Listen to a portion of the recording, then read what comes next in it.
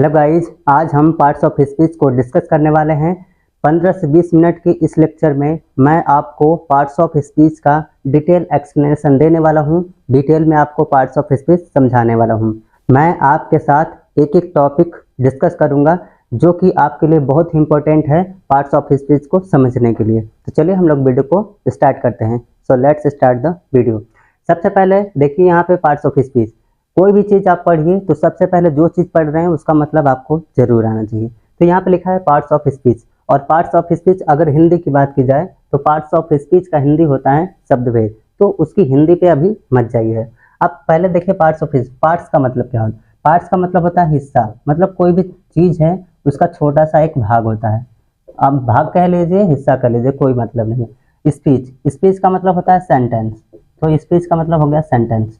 तो चलिए अब हम आपको सेंटेंस के द्वारा अच्छे से समझाते हैं कि पार्ट्स ऑफ स्पीच होता क्या है, पार्ट्स ऑफ स्पीच का यूज क्या होता है। मान लीजिए कि आपने कोई सेंटेंस देखा या फिर कोई सेंटेंस आपने बोला। मान लीजिए कि आपका सेंटेंस ये रहा, राधा। मान लीजिए कि आपका सेंटेंस है राधा इज प्लेइंग। मान लीजिए कि आपने यही सेंटेंस देखा या फिर यही सेंटेंस आपने लिखा, Radha is playing cricket, Radha is playing cricket with her brother. मान लीजिए कि आपको यह सेंटेंस मिला या फिर आपने इस सेंटेंस को लिखा या फिर आपने इस सेंटेंस को देखा। बात एक ही है।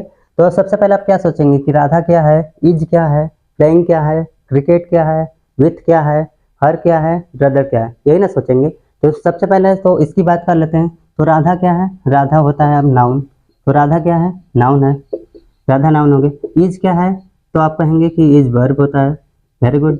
फिर इसके बाद प्लेइंग की बात करें तो प्लेइंग क्या है? प्लेइंग भी हमारा वर्ब है। और क्रिकेट की बात की जाए तो क्रिकेट क्या होता है? नाउन है, ये भी हमारा नाउन है। राधा भी नाउन है, क्रिकेट भी नाउन है। विथ क्या होता है? विथ हमारा प्रेपोजिशन होता है, तो प्रेपोजिशन हो गया। हर क्या होता है?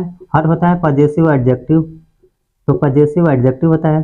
फिर उसके बाद ब्रदर की बात करें तो ये अपना फिर से आपका नाउन आ गया। तो देखिए एक सेंटेंस, आपने सिर्फ एक सेंटेंस लिखा ना, इस सेंटेंस में देखिए क्या क्या चीज़ें हैं। ये नाउन है, वर्ब है, फिर वर्ब है, नाउन है, प्रेपोजिशन है, एडजेक्टिव है, पॉजिटिव एडजेक्टिव है, फिर नाउन है। एक सेंटेंस आपने देखा और उसमें बहुत सारी चीज़ें हैं। तो पार्ट्स ऑफ स्पीच, ये सारे के सारे पार्ट्स ऑफ स्पीच में आते हैं। दुनिया का कोई भी सेंटेंस ले लें, आप कोई भी वर्ड ले लेंगे तो वो सारे के सारे वर्ड्स या फिर सारे के सारे सेंटेंस सिर्फ और सिर्फ पार्ट्स ऑफ स्पीच की मदद से ही बनाए जाते हैं। बिना पार्ट्स ऑफ स्पीच का दुनिया में कोई भी वर्ड नहीं बनेगा। तो अगर आपने पार्ट्स ऑफ स्पीच को अच्छे से सीख लिया है, अच्छे से समझ लिया है, तो आपको कोई भी सेंटेंस में प्रॉब्लम नहीं होगी। जैसे राधा, राधा नाउन हो गया। इज हमारा वर्ब है, लेकिन वर्ब भी हमारे दो प्रकार की, वर्ब वैसे बेसिकली 4 प्रकार की होती, लेकिन इस सेंटेंस के हिसाब से देखेंगे तो इसमें 2 ही वर्ब है। इसको आप कह लेंगे हेल्पिंग वर्ब, यस भी का आप कह लेंगे, और इसको कहेंगे क्योंकि मेन वर्ब है, क्योंकि इसमें ये काम कर रही है। और ये क्रिकेट नाउन हो, ये तो आपको पता है। प्रपोजिशन ये भी पता है। ये पॉजिटिव एडजेक्टिव, एडजेक्टिव का ही काम करता है, एडजेक्टिव ही रहता है, लेकिन पॉजिटिव एडजेक्टिव प्रोनाउन वाला चैप्टर है। फिर उसके बाद ये नाउन आपका है। किसी भी सेंटेंस में आपको इससे ज़्यादा भी कॉन्सेप्ट देखने के लिए मिल सकते हैं, इससे कम भी कॉन्सेप्ट आपको देखने के लिए मिल सकते हैं। तो अगर आप इस सारे कॉन्सेप्ट को सीखना चाहते हैं तो उसके पहले आपको पार्ट्स ऑफ स्पीच अच्छे से स्टडी करनी पड़ेगी, अच्छे से समझना होगा, तभी आपको ये अच्छे से क्लियर हो पाएंगे, नहीं तो आपका डाउट बना रहेगा। अगर मैं आपको आसान शब्दों में बता दूं तो आप कोई भी सेंटेंस जब लिखेंगे या फिर जब भी कोई भी सेंटेंस आप बोलेंगे तो उनमें पार्ट्स ऑफ स्पीच की 8 कैटेगरीज आपको देखने के लिए जरूर मिलेगी। उसके बिना कोई भी सेंटेंस इम्पॉसिबल है, कभी बन ही नहीं सकता है। अगर आप पार्ट्स ऑफ स्पीच को डिटेल से सीखना चाहते हैं तो ये वीडियो आपके लिए बहुत ही यूजफुल हो सकती है। तो चलिए हम लोग वीडियो में आगे बढ़ते हैं और देख लेते हैं कि पार्ट्स ऑफ स्पीच होते कितने हैं। पार्ट्स ऑफ स्पीच की बात करें तो पार्ट्स ऑफ स्पीच हमारे 8 होती हैं। हमारा पहला दिया हुआ है नाउन, हमारा फर्स्ट वन होता है नाउन। हमारा सेकेंड होता है प्रोनाउन, प्रोनाउंस। हमारा थर्ड होता है वर्ब, वर्ब्स। हमारा फोर्थ होता है adverbs, adverbs. Parts of speech हमारे 8 होती हैं। उनमें से फर्स्ट होता है नाउन, सेकंड होता है प्रोनाउंस, थर्ड होता है वर्ब्स, फोर्थ होता है हमारा एडवर्ब्स, और फिर उसके बाद फिफ्थ वाला होता है एडजेक्टिव। अब नंबर कोई भी इधर उधर कर सकते हैं, नंबर से लेकर कोई भी कंफ्यूजन आपको नहीं होना चाहिए। फिफ्थ एडजेक्टिव हो गया।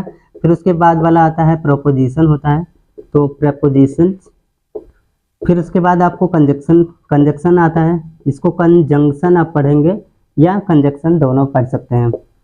फिर उसके बाद आपका लास्ट वाला आता है इंटरजेक्शन। ये लास्ट वाला इंटरजेक्शन, पार्ट्स ऑफ स्पीच हमारे 8 होते हैं।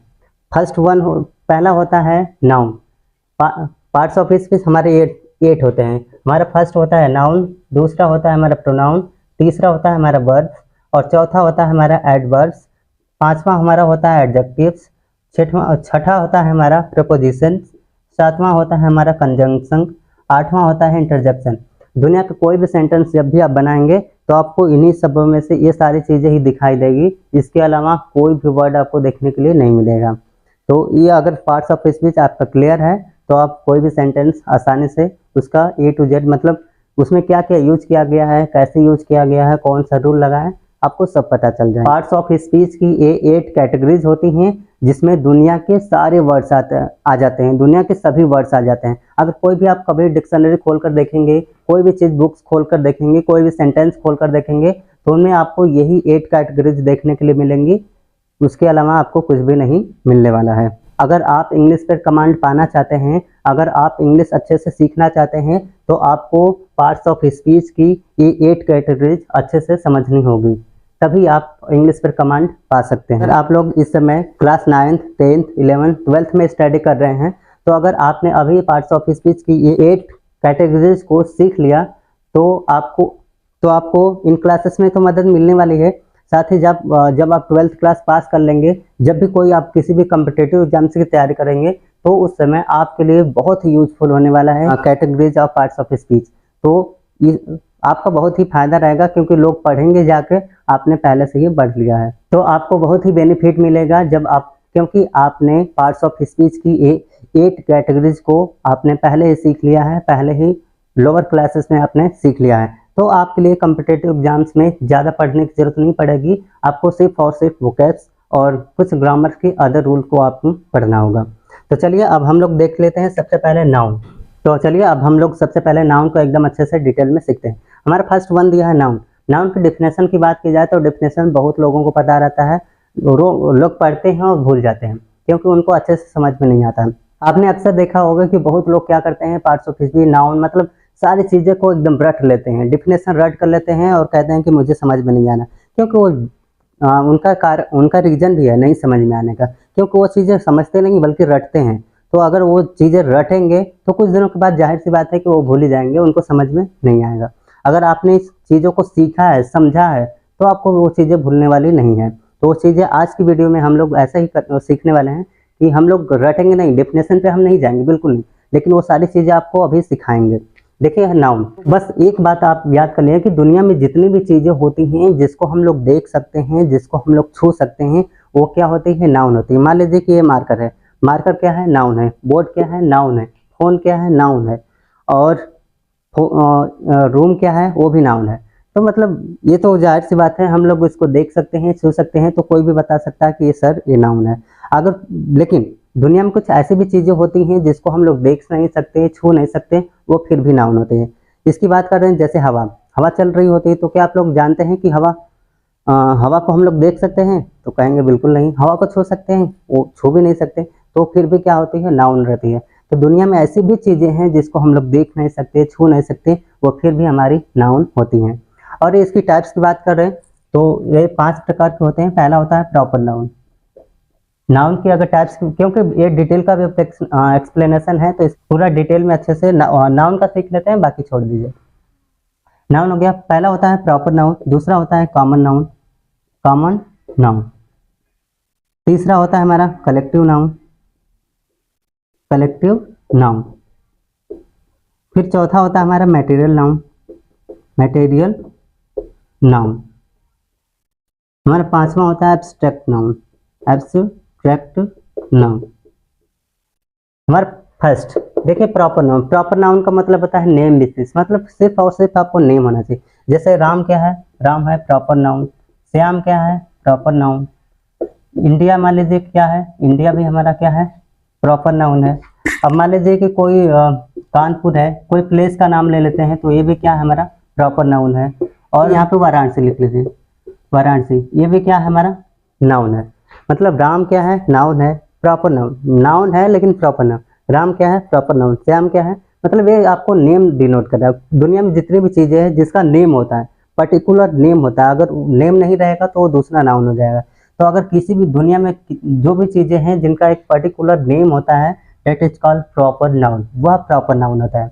अब हम लोग देखते हैं कॉमन नाउन। कॉमन नाउन जैसे राम क्या है, मान लीजिए कि लड़का है, क्या है, लड़का, तो हम लोग लिख लेते हैं लड़का, मतलब राम क्या है, बॉय, बॉय ही एक लड़का है। तो अगर अगर उसका नाम रख दिया जाता है, उसका एक पर्टिकुलर नेम हो जाता है, तो हो जाता है कॉमन प्रॉपर नाउन। और उसका सिर्फ बॉय है, उसकी जाति होती है कॉमन, मतलब मान लीजिए कि आप राम भी लड़का है, श्याम भी लड़का है, दोनों लड़के हैं, लड़का दोनों में कॉमन है, तो वो चीज़ें हमारी कॉमन हो जाती है। मान लीजिए कि डॉक्टर, डॉक्टर क्या होते हैं, डॉक्टर बहुत सारे होते हैं, तो वो क्या हो गया, कॉमन नाउन। आप टीचर भी लिख सकते हैं, टीचर हमारा क्या होता है, प्रॉपर नाउन होता है। सिटी क्या होती है हमारी, कॉमन नाउन होती है। कंट्री हमारा क्या होता है, कॉमन नाउन होता है। अब इसकी कलेक्टिव नाउन की बात करें, मान लीजिए कि कलेक्टिव नाउन का मतलब होता है ग्रुप, कोई भी चीज़ ग्रुप, जिसका ग्रुप होता है वो हमारा कलेक्टिव नाउन। मान लीजिए कुछ स्टूडेंट है, स्टडी कर रहे हैं ग्रुप मिल के, मान लीजिए क्लास चल रहा है, तो अब ये क्लास भी कहेंगे, इसको कहते हैं group of students. Class, class हमारा क्या है, कलेक्टिव नाउन है, क्योंकि क्लास में एक बच्चा नहीं पढ़ता है, एक से ज़्यादा बच्चे पढ़ते हैं, इसलिए उसको क्लास कहा जाता है, इसलिए हमारा होता है कलेक्टिव नाउन्स। मान लीजिए टीम की बात करें, कोई प्लेयर है, कोई भी क्रिकेट खेल रहे हैं, तो उसमें बहुत सारे प्लेयर रहते हैं, एक प्लेयर नहीं रहते। क्रिकेट खेल रहे हैं, फुटबॉल खेलते हैं, कबड्डी खेलते हैं, उसमें number of player more than one होते हैं, मतलब एक से ज़्यादा खिलाड़ी खेलते हैं, तो उसको टीम कहते हैं। मान लीजिए कि आर्मी की बात करें, तो आर्मी, आर्मी क्या होता है, क्या आर्मी में सिर्फ एक ही सेना रहती है, नहीं, इसमें सोल्जर्स रहते हैं, बहुत सारे सोल्जर रहते हैं। तो ये हो गया हमारा कलेक्टिव नाउन। कलेक्टिव नाउन का मतलब होता है जहाँ पे ग्रुप में लोग रहते हैं, उसको हम लोग कहते हैं कलेक्टिव नाउन्स। जहाँ पे ग्रुप की बात की जाएगी वहाँ पे हमारा कलेक्टिव नाउन आ जाता है। चौथा हमारा दिया है मटेरियल नाउन। मटेरियल मतलब कोई भी मेटल, मेटेलिक कोई भी चीज़ें होनी चाहिए। जैसे मान लीजिए कि आप गोल्ड है, गोल्ड क्या है, कहोगे सर मेटल है। सिल्वर क्या है, सिल्वर भी आप कहोगे सर मेटल है। अगर बात करें ब्रॉस, ब्रॉस क्या है, आप कहोगे सर मेटल है। तो दुनिया में जितनी भी चीज़ें मेटल होती है, आप वाटर भी कह सकते हो, वाटर भी हमारा मटेरियल में चला जाता है, तो उसको मटेरियल नाउन कहा जाता है। अब बात आती है पांचवा की, मतलब एब्स्ट्रैक्ट नाउन। एब्स्ट्रैक्ट नाउन क्या होता है, एब्स्ट्रैक्ट नाउन से हम लोग क्या करते हैं, सिर्फ और सिर्फ फीलिंग्स को दिखाते हैं, इमोशंस को दिखाते हैं, हमारी जो भावनाएं होती हैं उनको दिखाने के लिए हम लोग इसका यूज़ कर सकते हैं, हम लोग उसका यूज़ करते हैं एब्स्ट्रैक्ट नाउन का। मान लीजिए कि आपको लिखा हुआ देखिए ऑनेस्टी, ऑनेस्टी मतलब होता है ईमानदारी। ईमानदारी वो चीज़ें होती हैं जिसको सिर्फ हम लोग फील कर सकते हैं, देख नहीं सकते हैं, तो ऑनेस्टी मतलब ईमानदारी सिर्फ फील की जा सकती है।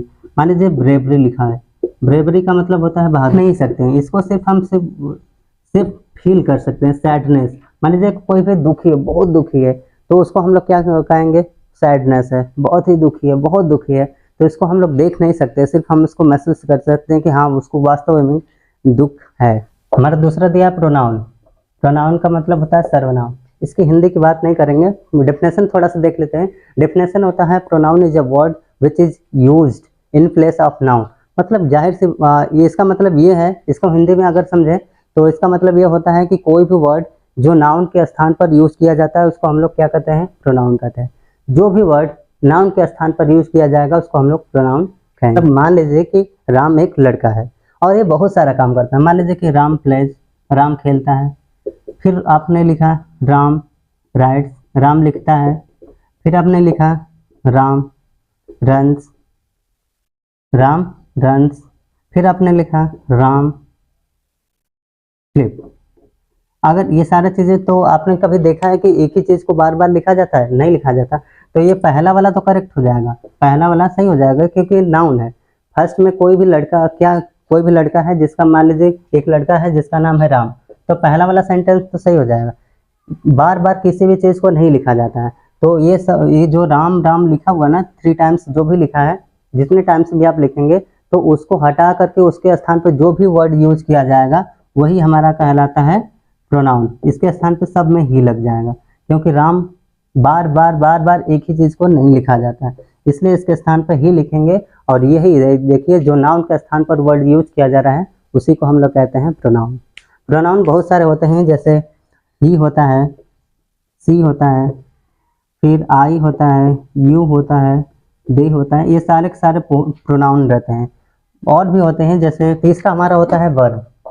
वर्ब क्या होता है, पहले वर्ब की डिफिनेशन अगर की जाए तो कोई भी एक्शन, तो वर्ब हमारा, वर्ब की डिफिनेशन की बात करें तो verb is an action word, मतलब कोई भी एक्शन जिससे हमें पता चल जाए कि कोई भी काम हो रहा है, तो वो क्या हमारा होता है, वो वर्ब होता है।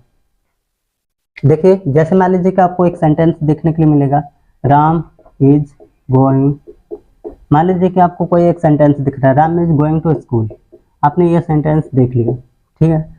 आप कहेंगे कि ये सर नाउन हो गया, ये नाउन है, और ये क्या है, ये वर्ब है, ये क्या है, ये भी वर्ब है, और ये क्या है, प्रपोजिशन है, ये प्रपोजिशन हो गया, और ये क्या है, नाउन है।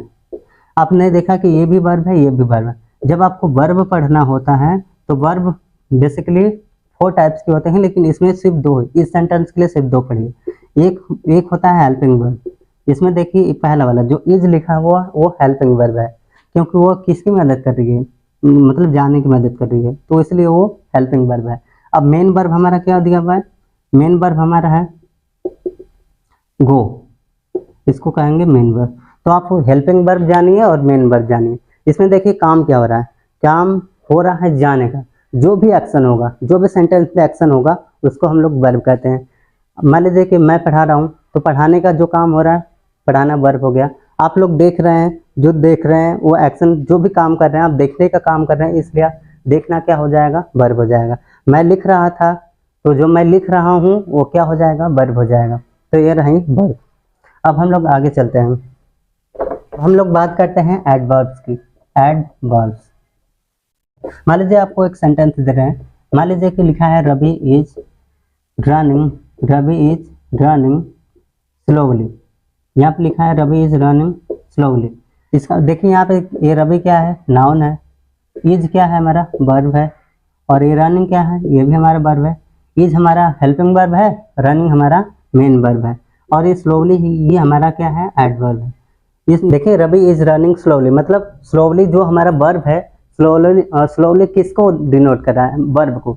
देखिए एक जो काम, जो भी एक्शन हो रहा है ना, एक्शन कैसा हो रहा है, धीरे धीरे हो रहा है, फास्ट हो रहा है, स्लो हो रहा है, कैसे हो रहा है, जोर से हो रहा है, जो भी हो रहा है एक्शन जैसे भी होगा उसको अगर क्वालिफाई कर रहा है तो that is called adverb. Adverb हमारा स्लोवली हो जाएगा। आपने एक बात और नोटिस किया कि ज़्यादा से ज़्यादा जो लास्ट में एल वाई वाले वर्ड्स होते हैं वो ज़्यादा से ज़्यादा सिर्फ और सिर्फ एडवर्ब होते हैं। तो आपको थोड़ा और कुछ वर्ड आपको लिख के दे रहे हैं जिससे आपको अच्छे से समझ में आ जाएगा। मान लीजिए आपको लिखा हुआ देखिए ऑनेस्ट, ऑनेस्ट मतलब ईमानदार। ब्रेव, ब्रेव मतलब होता है बहादुर। अगर मान लीजिए आपको इफेक्टिव दिखे, इफेक्टिव मतलब प्रभावित होता है। फिर उसके बाद अगर क्रिएटिव आपको दिखे, क्रिएटिव। अगर आपको दिखे, मान लीजिए आपको सक्सेसफुल दिखे, यहाँ पे देखिए ये सारे के सारे एडजेक्टिव हैं। अगर इसमें आपको ये सारे के सारे देखिए ऑनेस्ट, ऑनेस्ट मतलब किसी की विशेषता बताता है, ये एडजेक्टिव होता है। ऑनेस्ट मतलब ईमानदार। ब्रेव मतलब बहादुर, किसी की विशेषता बताता है इसलिए एडजेक्टिव है। इफेक्टिव, इफेक्टिव मतलब प्रभावित है, ये भी किसी चीज की विशेषता बताता है इसलिए इफेक्टिव क्या है, एडजेक्टिव है। क्रिएटिव मतलब, क्रिएटिव का मतलब होता है किसी भी इंसान की टेक्निक को दिखाता है, मतलब ये भी एडजेक्टिव है। सक्सेसफुल हमारा एडजेक्टिव है, क्योंकि कोई व्यक्ति सफल हो जाता है उसकी सक्सेस होती है, सक्सेसफुल मतलब वो भी एडजेक्टिव है। अगर आप लोग इसमें सिर्फ एल वाई जोड़ दें, एल वाई, अगर इसमें एल वाई जोड़ देते हैं, इसमें भी एल वाई, अगर इसमें भी एल वाई जोड़ देते हैं तो ये बन जाता है ऑनेस्टली, इसका बन जाएगा ऑनेस्टली, सॉरी ऑनेस्टी बन जाएगा। फिर इसको अगर इसमें आप जोड़ देते हैं तो ये बन जाता है ब्रेवरी, ब्रेवरी। अगर आप इसमें जोड़ देते हैं तो हो जाता है इफेक्टिवली, इफेक्टिवली, ये भी हमारा एडवर्ब बन जाता है। अगर इसमें आप जोड़ देते हैं तो हो जाता है क्रिएटिवली, क्रिएटिवली। अगर आप इसमें जोड़ देते हैं तो हो जाता है सक्सेसफुली, सक्सेसफुली।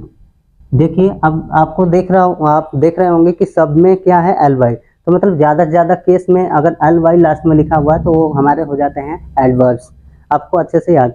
ऑनेस्ट मतलब ईमानदार, ऑनेस्टी मतलब हो जाएगा ईमानदारी। ब्रेव मतलब बहादुर, ब्रेव हो जाएगा तो बहादुरी से मतलब एडवर्ब हो जाएगा। इफेक्टिव मतलब प्रभावित होता है, इफेक्टिवली मतलब प्रभावित रूप से, तो हमारा हो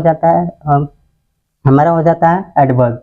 क्रिएटिव मतलब होता है कोई भी टेक्निक होती है किसी भी इंसान के करने की, तो उसको क्रिएटिव कहते हैं। और क्रिएटिवली हो जाएगा तो टेक्निक मतलब टेक्निक रूप से हो जाएगा। सक्सेसफुल होता है मतलब सफल होता है, सफलता पूर्वक हो जाएगा तो हमारा एडवर्ब हो जाएगा। अब इसका एग्जाम्पल भी आप लोग कर सकते हैं। अगर मान लीजिए कि आपको कहना है ही फॉट, आप इसका यूज कर सकते हैं, तो ही फॉट ब्रेवली, मतलब वो बहादुरी से लड़ा। देखिए ये क्या है, मतलब ये वर्ब है, वर्ब की ही विशेषता बताने वाले को हम लोग क्या कहते हैं, एडवर्ब कहते हैं। अगर आपको कहना है he is saying, he is saying honestly, honesty,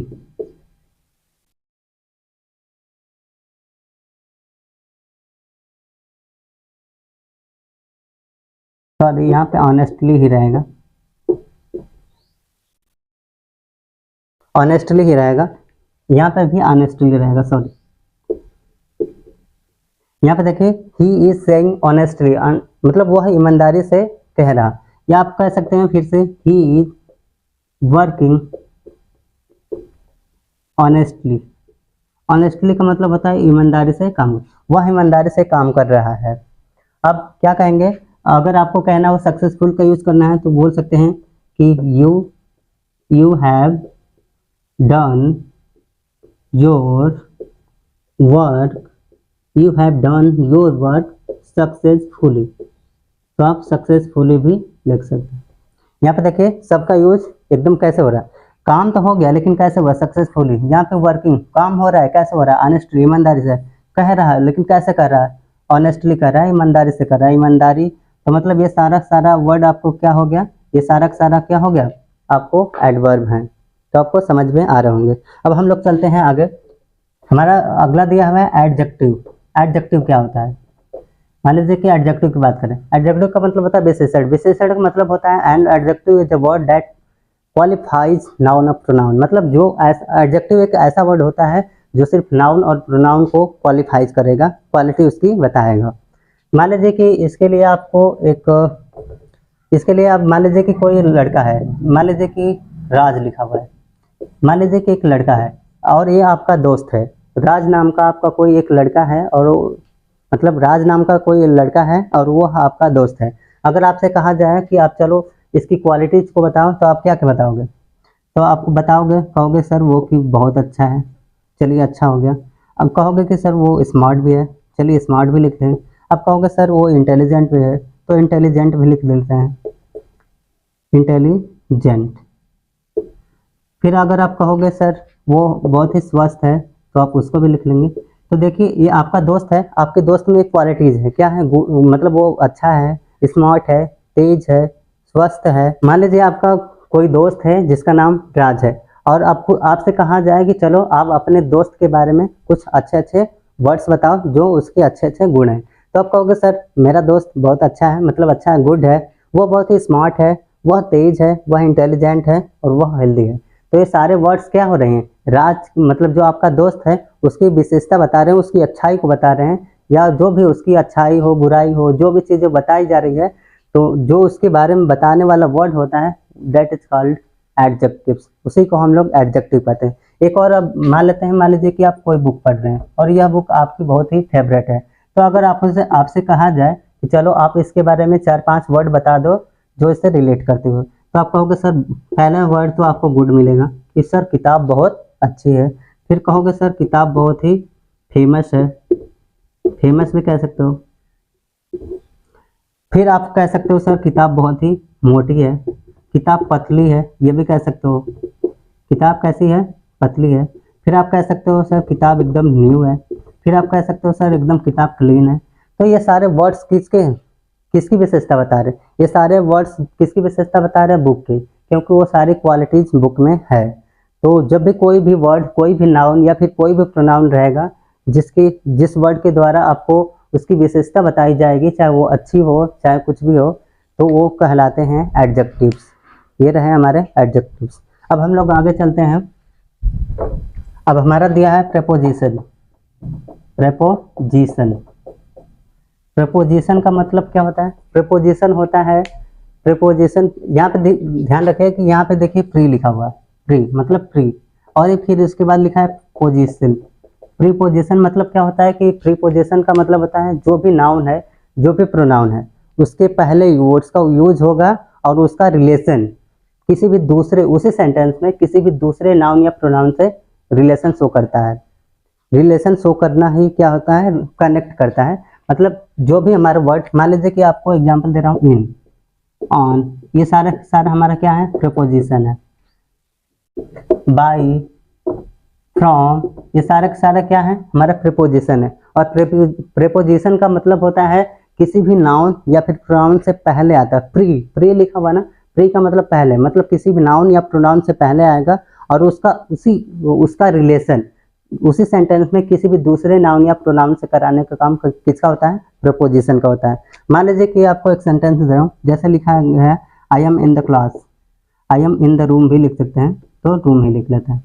I am, देखिए ये क्या है, नाउन है, और ये नाउन से पहले ही क्या लगा है, प्रीपोजिशन, मतलब इन क्या है, प्रीपोजिशन है। अगर बात की जाए एक और एग्जांपल की, तो आप लिख सकते हैं he is at the river. यहाँ पे देखिए रिवर लिखा है, ये रिवर क्या है, रिवर हमारा नाउन है, और नाउन से पहले क्या लगा है, तो ये प्रीपोजिशन, एट लगा है, तो एट क्या है, प्रीपोजिशन है।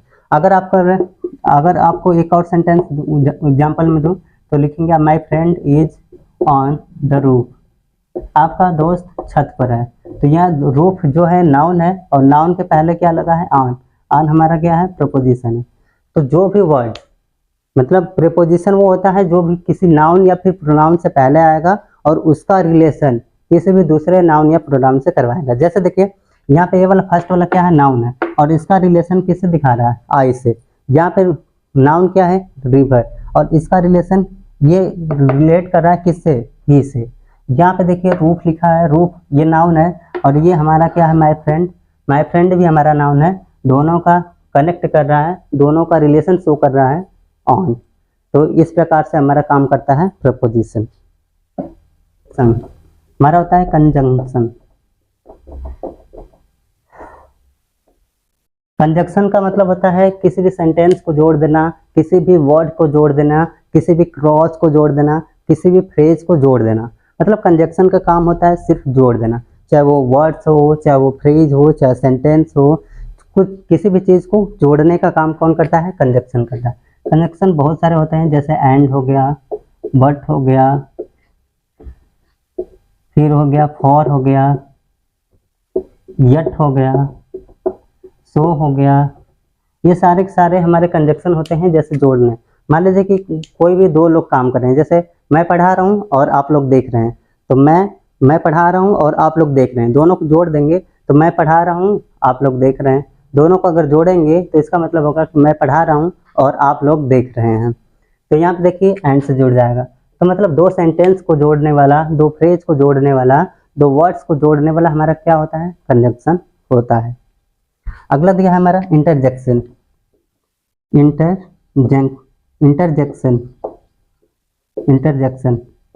इंटरजेक्शन हमारा होता है एक ऐसा वर्ड जो हमारी फीलिंग को शो करता है, जो हमारी फीलिंग को दिखाता है। जैसे आपको कभी कुछ कहना रहेगा कि मान लीजिए आप कोई काम कर रहे हैं, कोई भी काम नहीं भी कर रहे हैं, तो अपनी फीलिंग को अगर आपको दिखाना है तो वो किसके द्वारा दिखाया जाता है, इंटरजेक्शन के द्वारा दिखाया जाता है।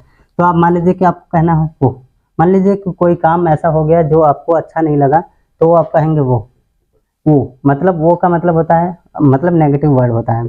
अगर आपको कहना है हुर्रे, अगर ये देखिए हमारा क्या है, इंटरजेक्शन है, ये मतलब ये सिंबल ऑफ हैप्पीनेस, मतलब खुशी के लिए यूज किया जाता है। अगर आपको कहना हो वाव, वाव क्या है हमारा, वाव भी हमारा इंटरजेक्शन है। जब भी कोई चीज़ आपको सरप्राइज वाली दिखती है, अमेजिंग दिखती है, तो आप लोग उसके स्थान पर वाव का यूज करते हैं। तो ये रहा इंटरजेक्शन। और इंटरजेक्शन का यूज हमारे फीलिंग को दिखाने के लिए होता है, अपने इमोशंस को दिखाने के लिए होता है, बस और कुछ नहीं होता है। ये रही पार्ट्स ऑफ स्पीच की 8 कैटेगरीज, और इसकी एक एक करके डिटेल एक्सप्लेनेशन इसके बाद आपको वीडियो पर अपलोड की जाएगी। वीडियो कैसी लगी हो, वीडियो अच्छी लगी हो तो लाइक और शेयर जरूर करिएगा। Thanks for watching.